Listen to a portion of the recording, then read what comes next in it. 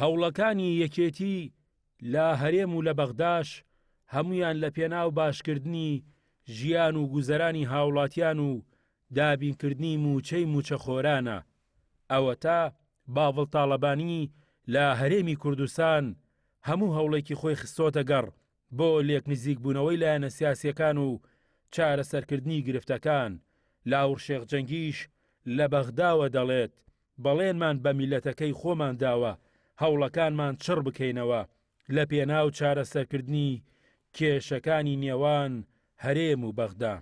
دیارە یەکێتی نیشتیمانی کوردستان هەر لە ئەساسەوە کە دروست بووە حیزبێ بووە هەمیشە لە پێناو نیشتیمان و گەلە خەباتی کردووە. دیارە ئێسش بەهۆی ئەو بارودۆخە ناموارەی کە ڕووی لە کوردستان کردووە وەزعی خەڵک زۆر خراپە، یەکێتی بە ئەرکی سەرشانی خۆی زانیوە کە وەک حیزبێکی پێشڕەو لە کوردستان دوور لە مزایدە و دوور لە مجاملات بێتە سەر ئەرزی واقع و کاری جدی بکە.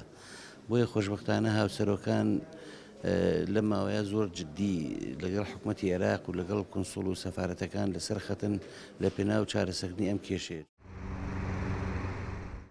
هەر لەسەر ئاستی حکوومەتی کوردیش قوبات تاڵەبانی سەرۆک تیمەکەی یەکێتی لە بەغداد هەموو هەوڵەکانی چڕکردوێتەوە تا پەیوەندیەکان ئاسایی ببنەوە موچە و قوتی هاوڵاتیان و شایسە دارایەکانی هەرێم بگەڕێنێتەوە.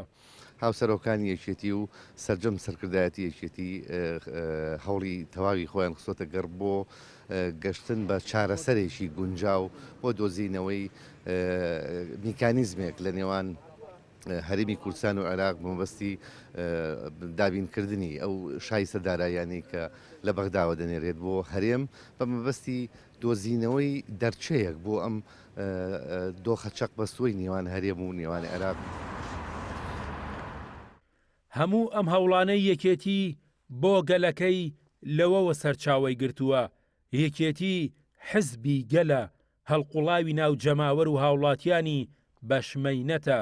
هەر یەکێتیشە دوجار کوردستان دەباتەوە کەناری ئارامی سیاسی و کۆمەڵایەتی و ئابووری.